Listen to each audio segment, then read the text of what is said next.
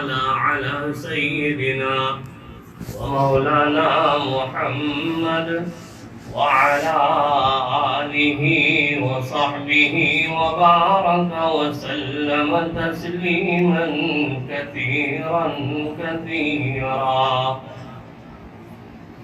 أما بعد فأعوذ بالله من الشيطان الرجيم. بسم الله الرحمن الرحيم.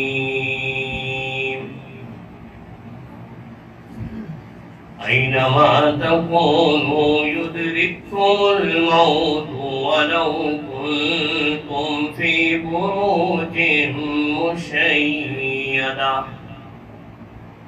صدق الله المولانا العظيم. وقال النبي صلى الله عليه وسلم: الموت جسر يوصل الحبيب إلى الحبيب، أو كما قال عليه الصلاة والتسليم.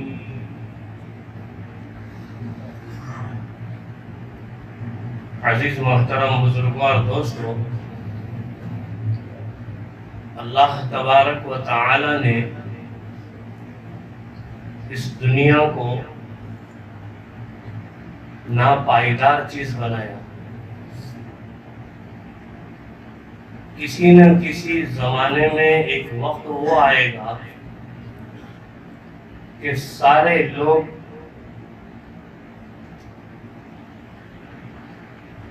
زمین کے پیٹ میں چلے جائیں گے. اسی لیے اللہ تبارک و تعالی نے ایک سلسلہ جاری رکھا کہ لوگوں کی پیدائش ہوتی رہتی ہے اور اپنی عمر کو پورا کرتے ہوئے لوگ اس دار فانی سے رحلت کر جاتے ہیں.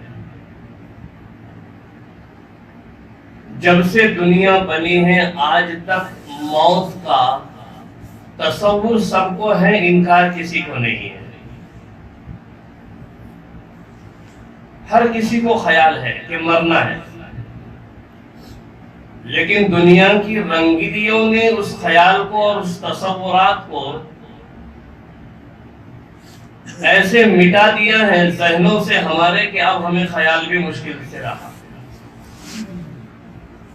نبی کریم صلی اللہ علیہ وسلم اپنے صحابہ کرام کو قبرستان جانے کا حکم دیتے تھے. کیوں؟ اپنی مجالس میں ملک الموت کا اور میدان محشر کا ذکر کرتے تھے. کیوں؟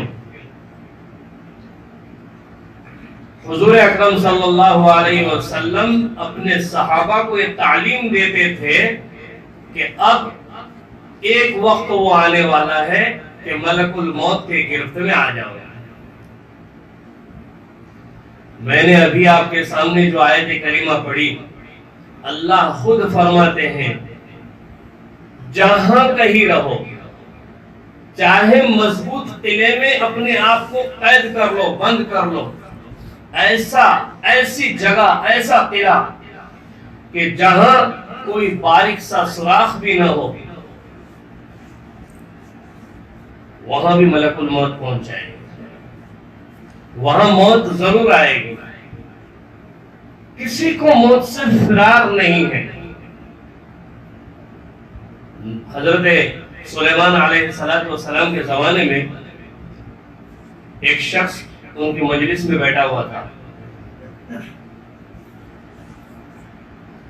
گھبرا رہا تھا، کانپ رہا تھا. سلیمان علیہ السلام نے اس کی حالت دیکھی، کہا کہ مجھے اس جگہ سے کسی اور جگہ ہوا کے ذریعے منتقل کر دو.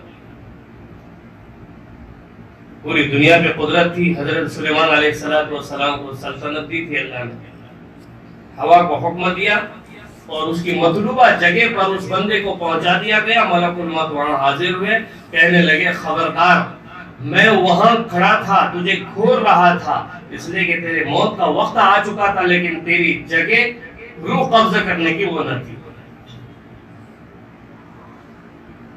اللہ نے ایک نظام بنا رکھا ہے.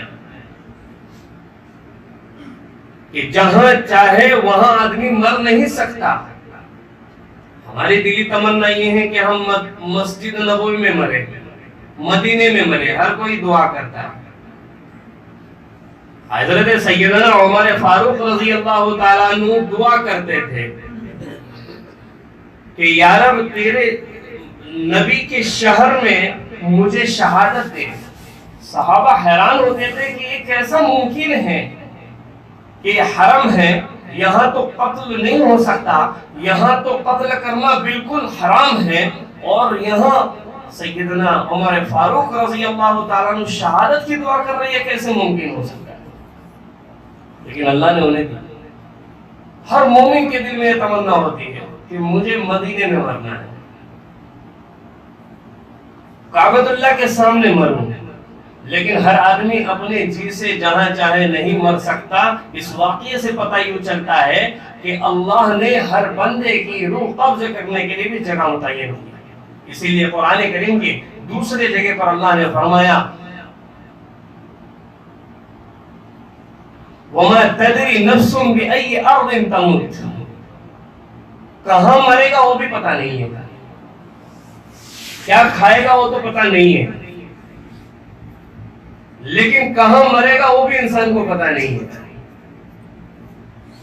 تو بہرحال انسان کو موت آنی ہے اور ہر مخلوق کو موت آنی ہے. یہودی، ان کے متعلق اللہ تبارک و تعالی نے قرآن کریم میں آیت نازل کی.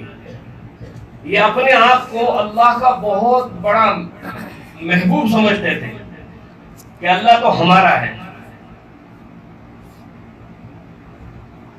ہم بھی کہتے ہیں اللہ ہمارا ہے، ہم بھی کہتے ہیں اللہ تو ہمارا ہے، اور ہم اللہ کے بندے ہیں. اللہ ہمارا رب ہے، وہی خالق کائنات ہے، رب السماوات والارض وہی ہے، اور ہم اللہ کے بندے ہیں. یہودیوں کے متعلق اللہ تبارک و تعالیٰ نے اس آیت کو اتار کے یہ بتلایا کہ مسلمانوں اگر تم میرے بننا چاہتے ہو تو پھر مرنے کے لیے تیار ہو جاؤ. مطلب یہ کہ مرنے سے پہلے وہ اعمال کرو کہ موت بھی آسانی سے آئے اور میرے سامنے حاضر ایسے ہو جاؤ جیسے میں نے تمہیں ماں کے بطن سے پیدا کیا تھا. جب بندہ پیدا ہوتا ہے تو کوئی گناہ نہیں ہوتا، پاک و صاف ہوتا ہے. تو میرے یہاں آنے سے پہلے بھی پاک و صاف ہو جاؤ.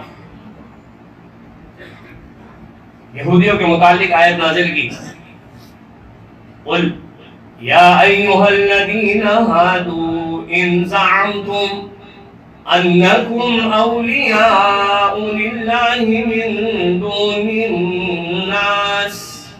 اے پیغمبر صلی اللہ علیہ وسلم یہودیوں سے کہہ دیجئے یہ اگر یہ کہہ رہے ہیں کہ اللہ کے نزدیک ہم محبوب ہیں، اللہ کو ہم پسند ہیں اور اللہ ہمیں پسند ہے، تو انہیں کہہ دیجئے فَتَمَنَّوُا الْمَوْتِ إِن كُنتُمْ صَادِقِينَ. اپنی بات میں سچے ہو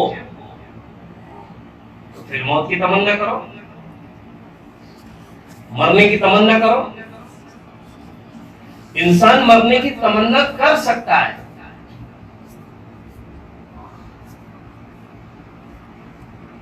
لیکن ہر وقت جب پریشانی ہو اس وقت نہیں.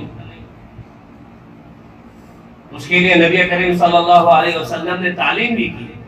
حدیث کے اندر فرمایا لا يتمنين احدكم الموت لضر اصابه. تم میں سے کوئی شخص موت کی تمنا اس وقت نہ کرے جب اس کو کوئی خاص مصیبت پہنچی ہو. کوئی نہ کوئی مصیبت انسان کو پہنچتی رہتی ہے اور اس پریشانی کی وجہ سے آدمی مرنے کی تمنا کرتا ہے، کاش کہ میں مر گیا ہوتا، کاش کہ میں مر گیا ہوتا. نبی کریم صلی اللہ علیہ وسلم نے ایسے موقع سے امت کو بتلایا کہ اس وقت کیا کرنا چاہیے. اگر کہنا ہی ہو، حضور کہہ رہے ہیں صلی اللہ علیہ وسلم، اگر کسی کو کہنا ہی ہو تو پھر یہ دعا کرے کہ اے اللہ مجھے زندہ رکھ تو ایمان پر زندہ رکھ، مجھے موت دے ایمان پر، مجھے حیاتی اس وقت تک دے جب تک کہ میرے لیے دنیا میں رہنا بہتر ہے، مجھے موت اس وقت دے جب میرے لیے مرنا بہتر ہے۔ اللہم ان کانت الحیات خیرا لی وتوفنی اذا کانت الوفات خیرا لی، یہ حدیث میں الفاظ فرمائے نبی کریم صلی اللہ علیہ وسلم۔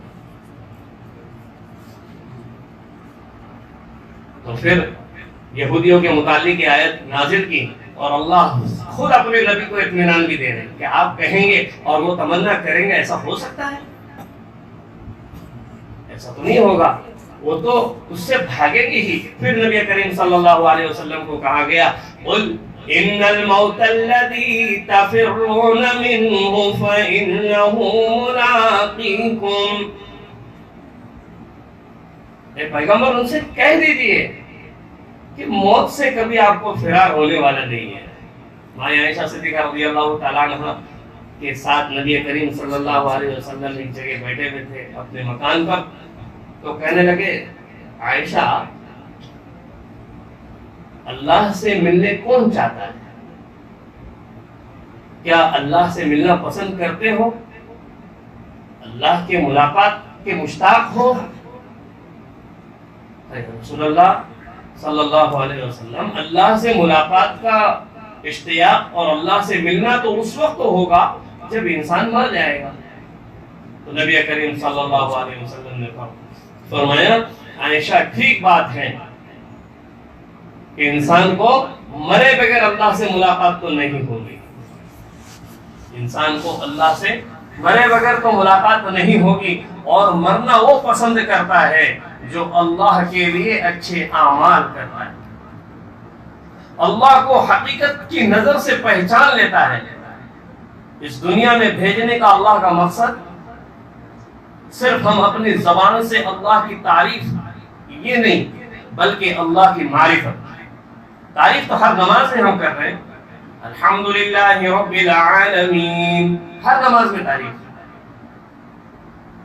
جب بھی کوئی ہمارا کام بن جاتا ہے اللہ کی تعریف ہوتی ہے، لیکن تعریف کے مقابلے میں اللہ کی معرفت ہو جائے، اللہ کی پہچان ہو جائے کہ حقیقت میں ہمارا رب ہے کون، وہ ہم سے چاہتا کیا ہے۔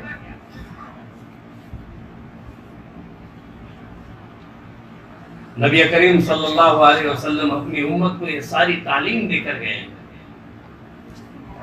کہ موت سے ڈرو، موت کے پہلے ایسے اعمال کرو کہ جس سے اللہ اپنے گنہگار بندے کو بھی معاف کرنے کے لیے راضی ہو جائے۔ کسی گنہگار بندے کی وفات کا وقت قریب آتا ہے، مشکات کی روایت ہے، نبی کریم صلی اللہ علیہ وسلم نے فرمایا کہ اس ملک الموت کے ساتھ 500 جہنمی فرشتے آتے ہیں، ان کی شکل و شباہت اور ان کے چہرے کو دیکھ کر ہی پہلے سے آدمی مر جائے گا۔ تو جو اعمال بد کرتے ہیں، اپنے کردار کو اچھا نہیں بناتے اور اللہ کی بارگاہ میں حاضر ہونے سے پہلے احکام و سنت کے پابند نہیں ہوتے، مرتے وقت ملک الموت کے ساتھ جہنمی 500 فرشتے ان کے ساتھ روح قبض کرنے کے لیے آتے ہیں، اور بدترین طریقے سے روح قبض کی جاتی ہے۔ اس کے الٹا مخالف، جب کوئی نیکوکار نیک بندہ وفات کر جاتا ہے، نبی کریم صلی اللہ علیہ وسلم نے فرمایا کہ جنتی 500 فرشتے ملک الموت کے ساتھ حاضر خدمت ہوتے ہیں، اور جنت کی ساری خوشبوئیں اور جنت کا لباس اور جنت کا تشت ساری چیزوں کو لے کر آتے ہیں، اور ایسے انداز سے پکارتے ہیں کہ مرنے والا خوشی سے اپنی روح قبض کرنے کے لیے اور ان کے ہاتھ میں دینے کے لیے تیار ہو جاتا ہے۔ اسی کو اللہ تبارک و تعالیٰ نے دوسری جگہ فرمایا یا ایتھا النفس المطمئنہ ارجعی الی ربک راضیۃ مرضیہ، اے اطمینان والی روح، اطمینان کس کو ہوگا؟ جس نے اللہ کو راضی کیا ہوگا وہ مطمئن وہ ہوگا جس سے اللہ راضی ہوگا۔ ارجعی الی ربک راضیۃ مرضیہ، اپنے رب کی طرف لوٹ جا ایسی حالت میں کہ رب تجھ سے راضی اور تو تیرے رب سے راضی۔ یہ کس کو خطاب ملا تھا؟ صحابہ اکرام کو دنیا میں وہ بشارت ملی تھی، رضوان اللہ تعالی علیہم اجمعین، رضی اللہ عنہم ورضوا عنہ، اللہ ان سے راضی ہوا اور صحابہ اللہ سے راضی ہوئے۔ تو جو نیکوکار بندہ اس حالت میں وفات کر جائے کہ اس کو یہ خطاب ہو اللہ کی طرف سے اور ملک الموت کی طرف سے، 500 جنتی فرشتوں کی طرف سے، تو اس کا مقام کیا ہوگا؟ پھر آگے اللہ کہہ رہے فَادْخُلِي فِي عِبَادِي وَادْخُلِي جَنَّتِي، میرے نیک بندوں میں داخل ہو جا، نیک بندوں میں داخل ہو جا اور میری جنت میں داخل ہو جا۔ بندے کو اپنا مقام پہچاننا چاہیے، واضح بات اور خلاصے کلام یہ ہے، بندہ بندہ بن کے رہے، بندہ اعمال ایسے کرے کہ اللہ تبارک و تعالی اس کے گزشتہ تمام گناہوں کو ایک صرف نظر پر معاف کر دے۔ موت سے کسی کو انکاری نہیں ہے۔ سلیمان علیہ السلام بیت المقدس کی تعمیر کر رہے تھے، مسجد اقصی کی تعمیر کر رہے ہیں، کھڑے ہیں اپنی لاٹھی کے بل، ملک الموت حاضر ہوئے، کہا چلیے اللہ کا وارنٹ آ چکا ہے، کہا اللہ سے جا کے کہو، درخواست کی کہ آپ کے گھر کی تعمیر ہو رہی ہے۔